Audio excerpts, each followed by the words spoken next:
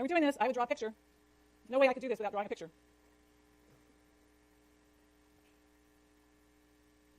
3 seconds. 1. Since you're going to finish your picture in a minute. 2 and 3. So what do we get? The demand decreased, and so the demand shifted to the left. The supply increased, the supply shifted to the right. So the price of foreign currency went down. When the price of foreign currency goes down, my dollar stretches further. I can get more stuff with my dollar, which means the dollar is stronger. The dollar has risen. 57%. Get my happy face. All right, try this one. When the price of foreign currency rises, which is to say when the dollar depreciates, what happens? A, U.S. exports rise. B, U.S. exports fall. C, U.S. imports rise. D, U.S. imports fall. Or E, more than one answer is correct. A, B, C, D, or E. When the price of foreign currency goes up, so when we get an increase in the price of foreign currency, what happens?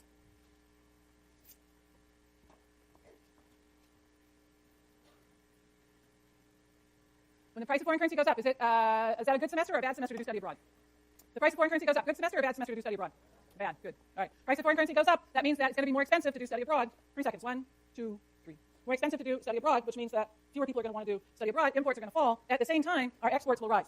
So when the price of foreign currency goes up, you're spending more dollars for each unit of foreign currency, which means the people who are trading with you are getting more dollars for each unit of foreign currency. It's lowering the price of exports from the U.S.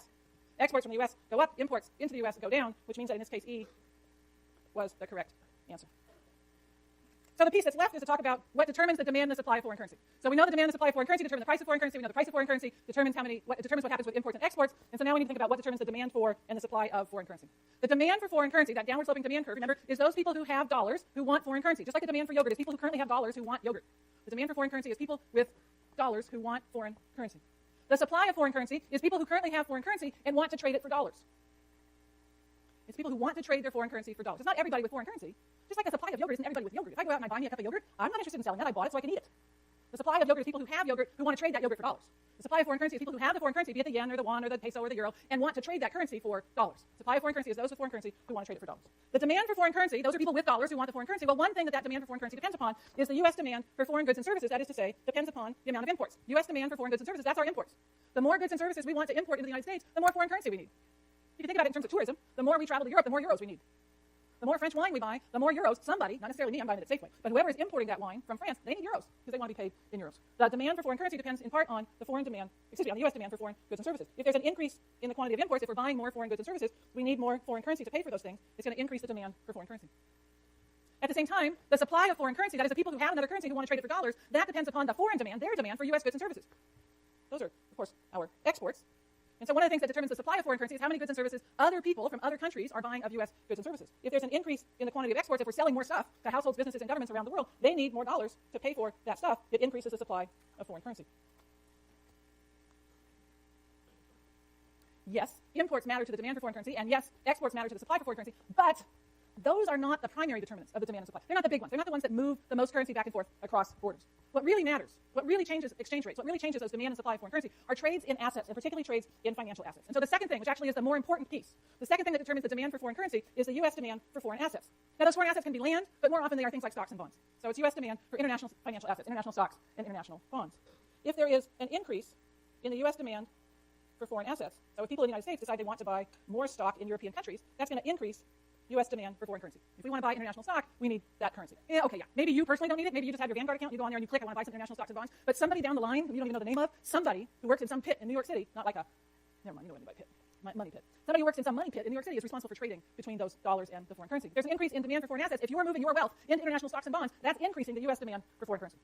The supply of foreign currency depends upon the foreign demand for U.S. assets. If there's an increase in the foreign demand for U.S. assets, be that land or more likely stocks or bonds, then there's going to be an increase in the supply of foreign currency. They need to trade their currency into dollars in order to buy stock in Chevron or Bechtel or ExxonMobil or whatever.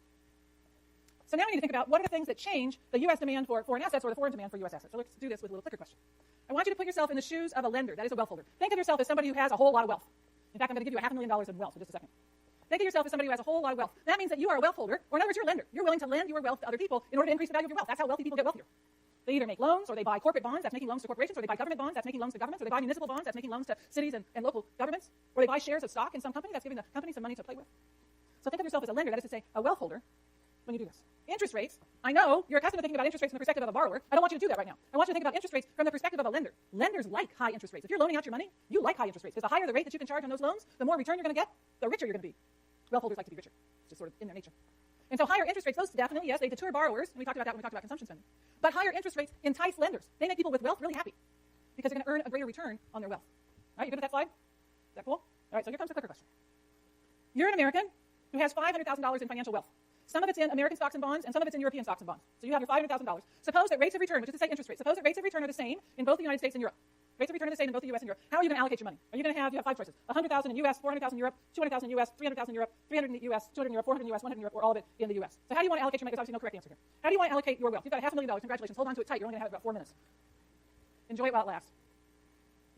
How do you want to allocate your funds?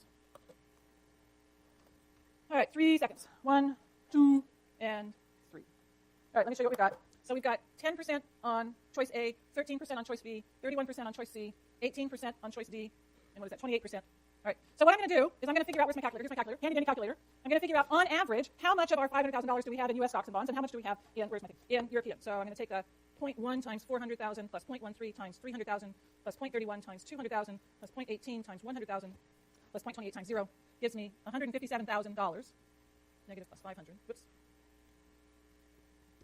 which gives me 300. Okay, so where's my pen? So our initial allocation, on average, is we have, let me close that, we have, what do we have? We have 343,000 in U.S. and 157,000 in European stocks and bonds. Okay. Notice that nobody chose that number, right? 343 and 157 was not one of the options. But on average for the economy as a whole, that's our allocation. So on average for the economy as a whole, we've got 34 times 2 would be 68. We've got about 68% of our wealth in U.S. stocks and bonds and about 2% of our wealth in European stocks and bonds. Right? Now, suppose that, if we were doing this in section, there'd be candy, but there's no candy because you already ate it all. Suppose that rates of return rise in the U.S., but not in Europe. So rates of return, that is to say interest rates go up in the U.S., interest rates go up in the U.S., but they don't change in Europe. Now, how do you want to allocate your $500,000?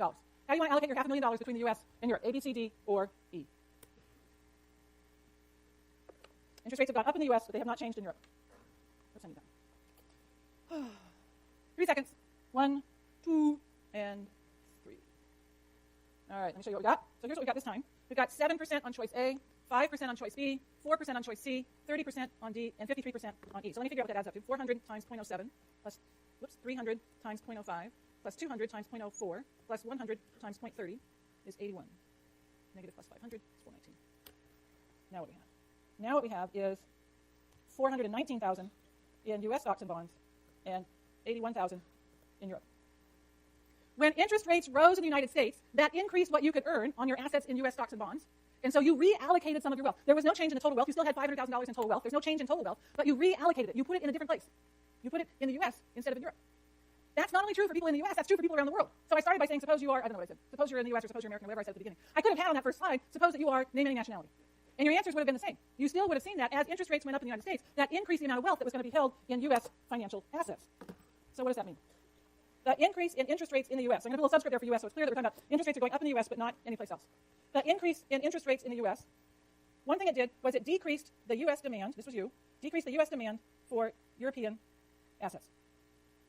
When interest rates went up in the United States, you wanted more of your wealth in the United States. You didn't want to have as much of your wealth in Europe, which means the money managers way down the road there in some pit in New York City aren't having to exchange as many dollars for euros. That is to say, your decrease in demand for European assets means there's a decrease in the demand for foreign currency. There's less U.S. demand for European assets, and so there's less demand for foreign currency. And at the same time, just to be fun, I'll change colors. And at the same time, if I'd asked a separate clicker question that said, you are from, I don't know, name some country other than the United States, what we would have seen was that there would have been an increase in foreign demand for U.S. assets. Everybody, U.S. and foreigners alike, everybody reallocates their wealth towards the U.S. That increase in foreign demand for U.S. assets means there's an increase in the supply of foreign currency. More people with some other currency want to trade their currency for U.S. dollars. Let's draw a picture. Price of foreign currency on the vertical, quantity of foreign currency on the horizontal, initial downward sloping demand curve V1, initial upward sloping supply curve S1, initial price P1, running out of space, sorry. And, I can't choose red today, I'll choose purple. All right, so we decreased the demand for foreign currency, that shifted the demand curve to the left. We increased the supply of foreign currency, that shifted the supply curve to the right. Both of those things have the same effect on price. They both lead to a decrease in the price of foreign currency. A change in interest rates in one country that's not matched by a change in interest rates in other places. A change in interest rates changes the exchange rate. And that's the big determinant of exchange rates. The big determinant of exchange rates is all of this wealth that the wealthy people are moving around the world chasing the best rate of return. And those changes in exchange rates, remember, affect exports and imports. So it was a decrease in the price of foreign currency. And for, I think, the third time, we'll write it down again, that decrease in the price of foreign currency, which means we're going to trade fewer dollars for each unit of foreign currency, means there's a decrease in the cost of imports. And when imports get cheaper, we're going to buy more of them, so that's going to increase imports, And fewer dollars per unit of foreign currency means it's increasing the cost of U.S. exports to people with other currencies. They're having to give up more of their currency to take a $200 hotel room in San Francisco. That's going to decrease our exports. remember that net exports is the difference exports minus imports. The increase in imports, the decrease in exports have the same effect. Both of those things are decreasing net exports.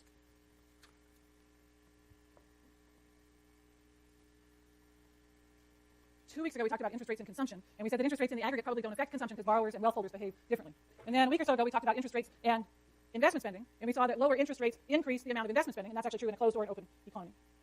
And now we have one more piece, which is that decrease in interest rates also increases net exports.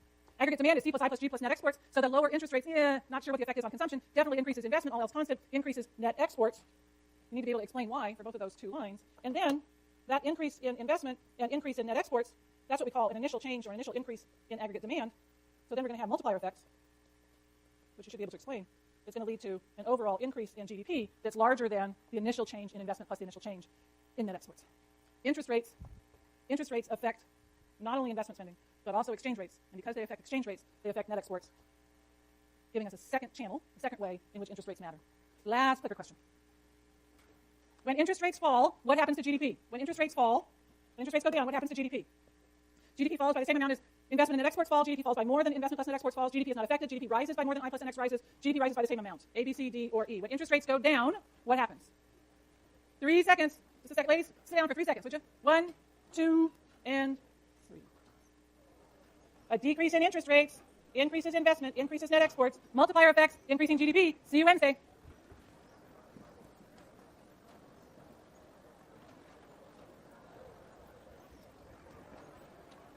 Hitting.